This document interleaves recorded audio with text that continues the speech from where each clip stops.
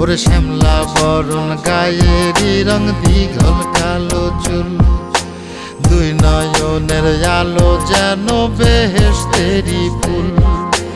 হীরা মন পাখি রে তুই, হীরা মন পাখি, হীরা মন পাখি রে তুই, হীরা মন পাখি।